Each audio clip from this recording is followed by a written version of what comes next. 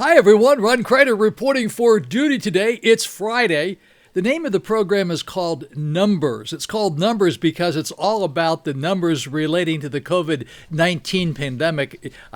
Everybody says, well, you say numbers, but you never, it's called Numbers. This is my day, 267. I've done 267 of these broadcasts since I started. I'm reporting the numbers from my condo here at Vero Beach in Indian River Shores, the Victoria Condominium. Every once in a while, I show a picture up here of what the Victoria looks like. We call it 13 acres of paradise. 14 days until Christmas, 21 days left in this year, 58 days until the Super Bowl, which will be held in Tampa this year. And need to tell you that I don't put any commercials in here, so if you see commercials, hit the skip button the next time it comes up, and then you won't see the commercial again. And don't forget to push the like button. I sure appreciate that. Thank you so much for doing it. I don't need to tell you about the school zones because it's Friday, Saturday, and Sunday, but I'll tell you on Sunday and Monday about the school zones. But don't forget to get the flu shot. That's another very important thing. Things have not been good for us here in Florida, so let me give you what's going on. These are what we call the headlines. Health officials on Thursday reported the highest single day of numbers of new cases since July the 25th. Can you believe that? Since July the 25th. That was in the middle of everything. Exactly 2 weeks after Thanksgiving, Florida's 7-day average for new cases is nearing the level last seen in mid-July during the peak of the pandemic.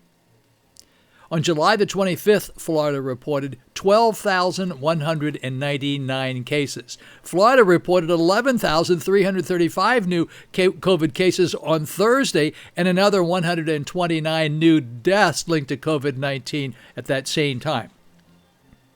The state has now reported 1,094,697 cases since this pandemic began. Way too many. Florida's 7-day average for new cases was 9,381, is more than double what it was just a month ago when it was 4,341. On November the 27th, Florida reported 17,344 cases. However, that number was an anomaly because it was a combination of 2 days and it was taken right after Thanksgiving. Now, the state did report a positivity rate of 8.04 on Thursday, down from 8.62 the day before. All right, so the positivity rate, the one-day positivity rate, is down by just a teeny bit. Florida is expected to receive 179,400 doses of the Pfizer COVID-19 vaccine sometime within the next week, Governor Ron DeSantis said, updating the COVID-19 vaccination distribution plan. The state has already planned to allocate those initial doses to pandemic at-risk groups. 97,500 doses will arrive at statewide hospitals to vaccinate healthcare personnel at risk COVID-19 exposures.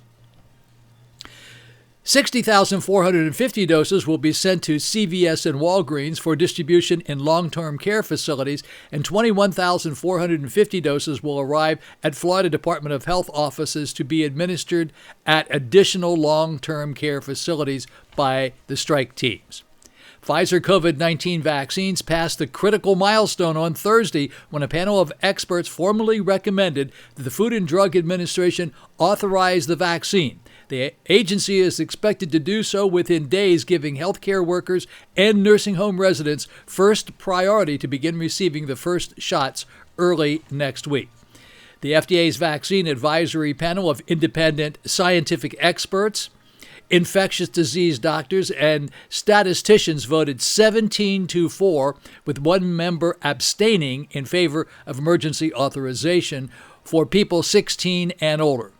With rare exceptions, the FDA follows the advice of its advisory panel. Now, as of this time, at 11:34 in the morning on Friday morning, we don't know yet whether they have actually authorized the use of this. The moment that authorization goes out, bingo, the planes start flying, then the vaccines start getting distributed all over the place. So you need to know that. Help is on the way. There's light at the end of the tunnel. I said the other day, we just don't know how long the tunnel is. We don't know how long the tunnel is because how long is it going to take for the vaccines to actually get in our hands? The good news is it will happen. there is light at the end of the tunnel. The question is, when will that happen? We're talking about an awful lot of vaccines. I got an email from somebody yesterday saying we have to really vaccinate about 260,000 people to get the kind of herd immunity that we would really like to achieve. We need to immunize about 70%. We also know like 37% of the American population says they aren't going to take the vaccine. Now, there's a lot of people out there that are posturing and say, oh, no way am I taking that Trump stuff. Not me. I'm not going to do it. And you can be sure those same people that are saying that will probably be at the front of the line. So just thought I would throw that out to you. I'm going to give you the weather forecast real quickly here, and then I got a couple of other things to share with you in this part of my numbers report today. Let's take a look at the weather forecast. Cloudy skies this morning. Well, that's over with, and will become partly cloudy this afternoon. High 73 degrees here on Friday. Winds north-northeast at 5 to 10 miles per hour. The chance of rain today on Friday during the daytime is about 12%. And then for Friday night, we can expect partly cloudy skies, low around 61 degrees, winds light and variable. Chance of rain tonight is expected to be about 12%. The low tonight will be about 61 degrees. And then tomorrow on Saturday, partly cloudy, high 77. Wind southeast 5 to 10 miles per hour. The low is expected to be about 71. The high tomorrow about 77. There's about a 24% chance of rain tomorrow. Coming up with some of these strange numbers, 24%. I did remind you about this yesterday. I'm going to keep telling you about it. On December the 21st, a bright Christmas star will appear in the night sky, something that hasn't happened in nearly 800 years. So I'm going to put a picture up here and show you that. Also want to tell you that I stopped by the market today, the Village Beach Market. I'm going to put some video up here and you can take a look at that. It's my opinion we're talking about after the first of the year. I don't really believe they're going to make Christmas, although they're making really good progress and they're working very hard, and they certainly have a goal of trying to have it done by Christmas, but I don't think it will happen. Don't rely on me. Don't lay this off on any kind of bets and say, well, Crider said that and I lost the bet. That's ridiculous. It seems to me like it probably will not happen, but they're really working hard at it. Also, I'm going to put up some video here about the 17th Street Causeway Bridge. They were supposed to start that around the 1st of November. Well, now we're into December, and they're finally doing it. Now we're down to two lanes on the 17th Street Causeway Bridge, and it will probably be that way now for a number of months while they do the repair work on that bridge. And you can see the video up here. I'm going to make it go kind of fast so we can get through it really quickly. But you can see it could be a little bit congested. We're talking about one lane going, one lane coming, one eastbound lane, one westbound lane, and they're using the south part of the bridge for those two lanes.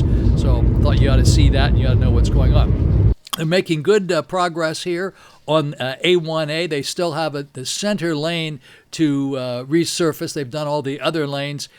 They could actually be pretty close to being done right around Christmas time or around the first of the year, which would be good for our snowbirds who come down here and are expecting to find it in really, really good shape. So we hope all that's going to take place and it will be all real ready to go.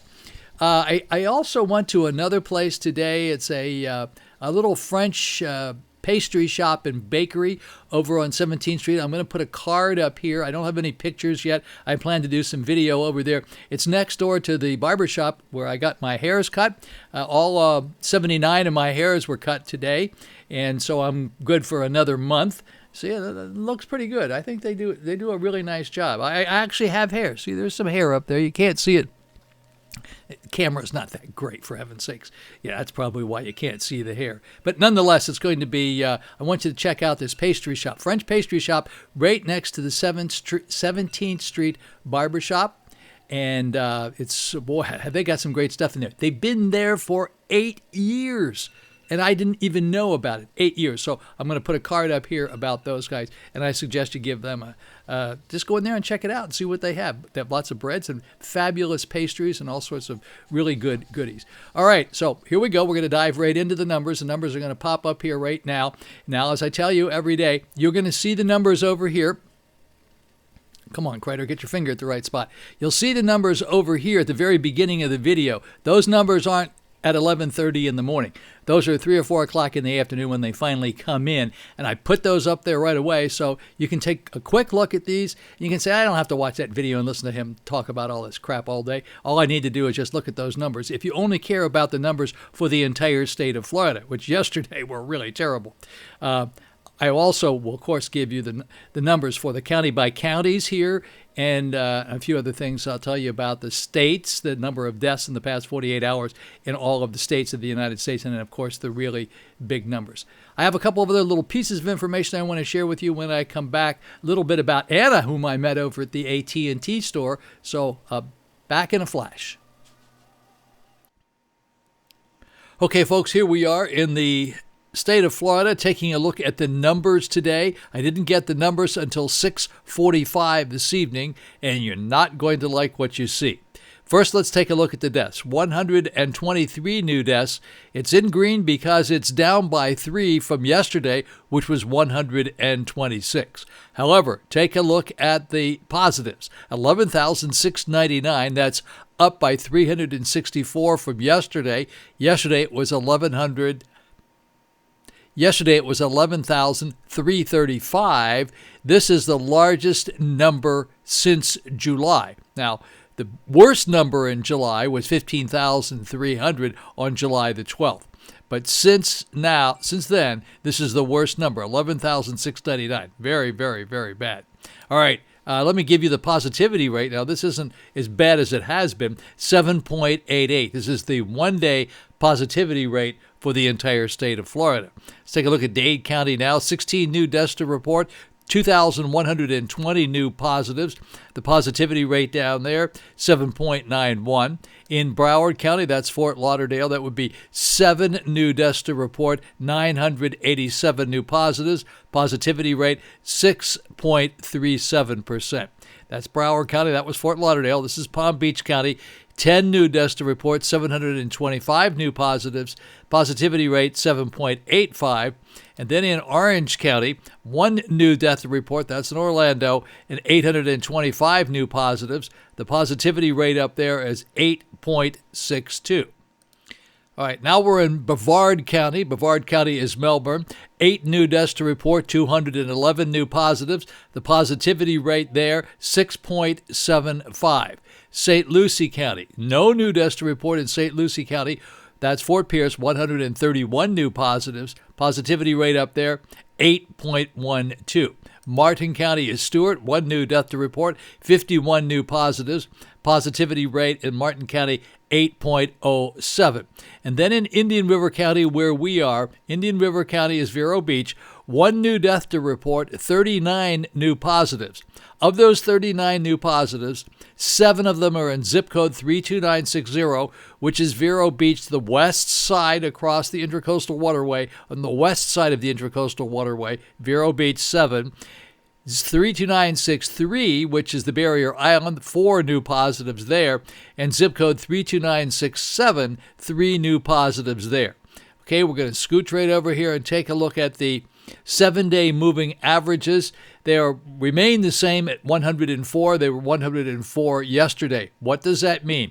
That means that 104 people passed away each day for the past 7 days as a result of COVID-19 here in the state of Florida. Alrighty, folks, so those are the numbers for the state of Florida. Now we're going to go take a look at the United States. And today, for the first time, I'm going to be able to give you the numbers for everything except, you're going to go all the way down here. You will not see Texas, Missouri, or Nebraska, but everything else is going to be here, and I'll be able to give them to you for today, since we got the numbers so late. So in first place, or number 1, Pennsylvania, which is worst place, 227. Number 2, Illinois, 222. Kansas, number 3, 131. Ohio, number 4, 128. Florida, 5, 123 today. California, number 6 at 98. Minnesota, for our friends up there in Minnetonka, 7, it's 94. That was for Minnesota in 7th place, 94. Arizona in 8th place with 91. New York in 9th place with 87. Tennessee in 10th place with 87. Colorado, look at this, 87. Horrible number for Colorado in 11th place. Colorado only has a little less than 6 million people, and they have 87 deaths up there. Okay, Iowa in 12th place with 77. Indiana in 13th place with 70. Michigan in 14th place with 65. Jersey for Danny. Danny, look at this number. 59 for you up there in Jersey in 15th place. Georgia, our neighbors, in 16th place with 56. We'll go down to Maryland. Maryland for Julie up there in 19th place, which was 52 deaths up there. In Massachusetts, 20th place with 48.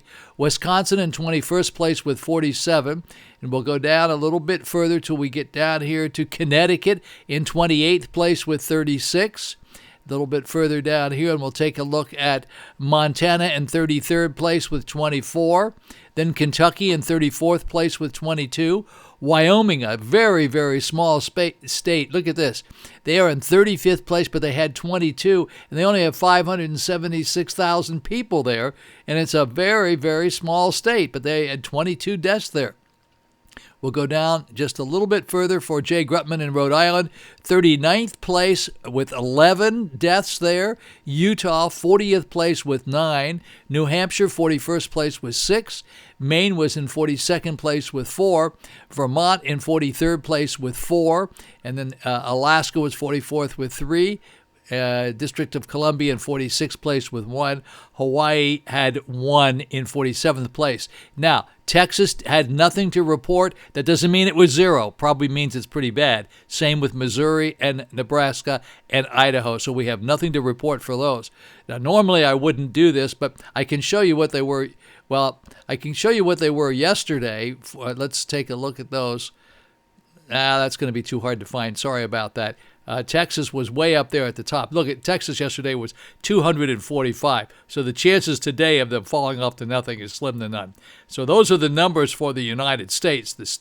Now let's go take a look at these. This is the worst view of all, the global view. USA cases, 15,792,384. USA deaths, 294,320. And global cases, 70,074,860. Global deaths, 1,590,998.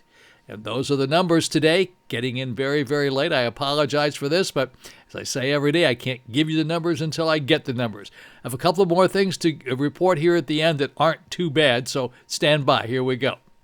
I had a really good experience over the past couple of months by dealing with AT&T, especially relating to my cellular phone service, and also that now they're pushing pretty fast internet and TV service over here on the barrier island. But here's what I want you to know. This is not a commercial, but believe me, it's not. They didn't give me anything, and they're not paying me anything.